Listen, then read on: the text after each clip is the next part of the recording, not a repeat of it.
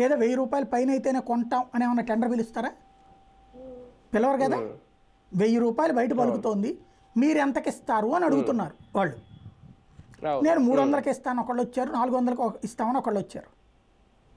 వీళ్ళు లేదు 1000కే కొంటామన్నారు అనుకోండి, తిరుమల తిరుపతి దేవస్థానంలో అతిపెద్ద కుంభకోణం 400కే నెయ్యి ఇస్తానన్న 1000 రూపాయలకు కొన్నటువంటి జగన్ ప్రభుత్వం అని రాయమా మనం?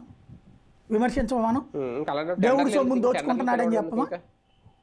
సహజంగా ఇప్పుడు ఫర్ ఎగ్జాంపుల్ 1000 నుంచి 1800 అవుతోంది అనుకుందాం, గుడ్. మరి వాళ్ళు 450కి ఇస్తానన్నటువంటి సంస్థ దగ్గరే తీసుకుంటున్నాం మనం.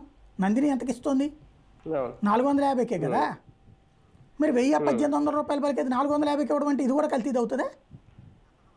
గతంలో బాబు గారి హయాంలో కూడా అంతే తీసుకున్నారని మరి అదే కదా. ఇక్కడ ఏంటంటే ప్రస్తుతం దబాయింపు రాజకీయంతో నడుస్తున్నది కానీ వాస్తవికమైన చర్చ జరగట్లా. ఇప్పుడు పట్టుబడినటువంటి ట్యాంకర్లలో కల్తీ ఉందన్నారు కానీ గతంలో కల్తీ ఉంటే అప్పుడే వెనక పంపించేసామని చెప్తున్నారు కదా. ఎప్పటికప్పుడు ల్యాబ్ టెస్ట్లో వెనక పంపించేసామని చెప్తున్నారు కదా. రెండవది మైసూర్ ల్యాబ్కి కూడా టెస్ట్ పంపిస్తారు. అక్కడ రిపోర్ట్లో ఎప్పుడన్నా తేడా వచ్చిందా? వచ్చినా కూడా వీళ్ళు దాచారా? అది ఇప్పుడు సిట్లో తేలాలి.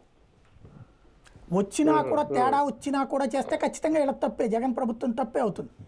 అంటే తిరుమల తిరుపతి దేవస్థానం సంబంధించిన ట్రస్ట్ బోర్డుకి తప్పే అవుతుంది. ఇక్కడ విచిత్రం ఏంటంటే ఆనాడు పదవులు అనుభవించినటువంటి వాళ్ళు